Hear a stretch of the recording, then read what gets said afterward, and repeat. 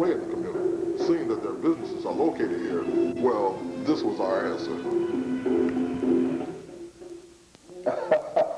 You gotta be kidding. Any concerns with situations facing that community?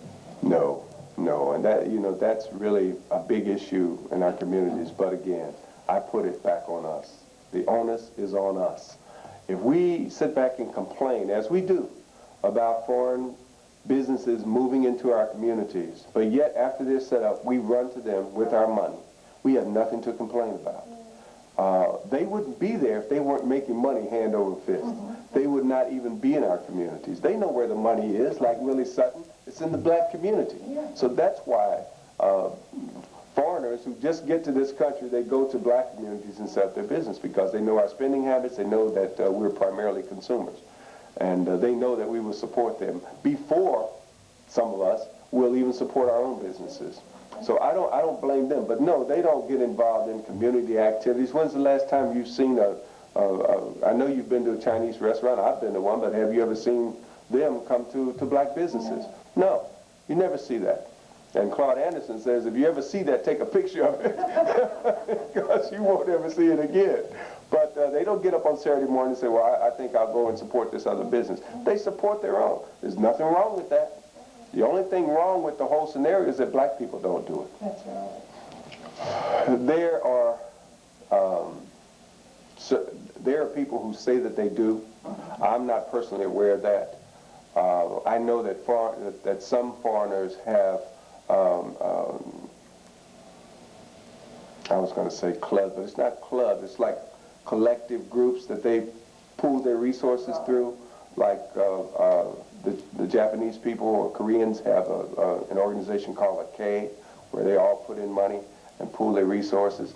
But this is something that came out of Africa. They were called susus, and they still use those in the West Indies and in Brooklyn, New York. West Indian people almost own Brooklyn now, black people, because they pool their funds. So, I don't know. I imagine that in some cases, some of them do get assistance, like the Vietnamese. They got a lot of assistance. They've only been here for 25 years or so, but they own a city out in California that used to be called Westminster. It's now called Little Saigon. The government helped them. They brought them over here, set them up, gave them apartments and things like that. But for the most part, I don't see people just coming over individually and getting assistance. What these people do when they come here is look for somebody that looks like them. The Cubans came to Florida, they get off the boat, they look for other Cubans. They look for a Cuban doctor, a Cuban dentist, a Cuban grocery store. They don't look for black businesses or other kinds of businesses. They support their own. That's what we should do. It's a very simple process. But it seems that we just are the last ones to get that message now that we have integrated, because we did it during segregation. We did it. That's because we had no choice and we were forced to. But now that we have the privilege to give our money to somebody else, we run full speed to do that. And it's really inappropriate behavior. Well, it's really important, number one, for us to understand what Y2K means to us as individuals, and then to us as a collective group of black people. There are a lot of aspects that some of the people say are going to affect various groups. So we have to understand that first, educate ourselves about that. And in terms of financial institutions, I heard some reports recently about what is going to happen to some of the banks even.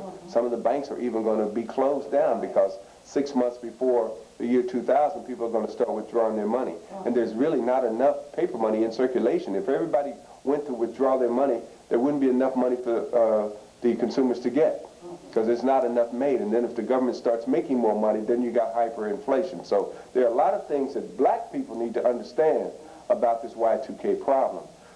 Financial institutions, I'm sure they're on top of their particular situations, but some of them, I understand, are really not going to be there when December 31st, 1999 arrives. Well, I see us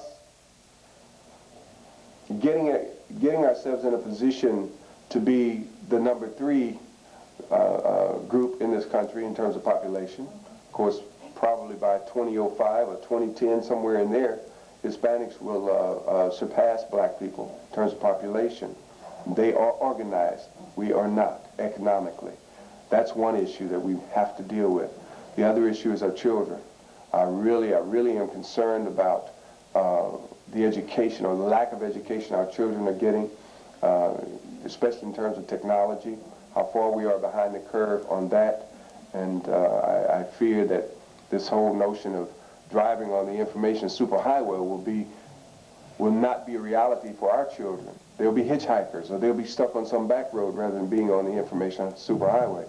And I'm really concerned about that. And I think we need to take more control over our children's education. Because if we don't, they're going to be even farther behind, because there is no desire on the part of the people who are educating our kids now to create a competitive workforce for their kids, and it's inappropriate for us to even think that they would do that.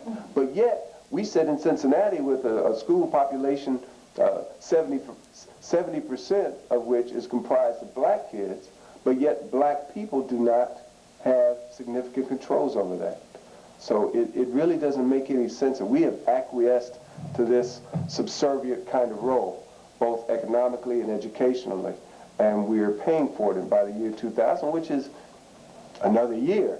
You know, it's going to be sad, not just 2000, because there's nothing magical about that date, but just the next 5-10 years, if we don't make some drastic corrections in our course, economically and educationally, we're really going to be in sad shape, and the ones that are going to suffer most will be our kids.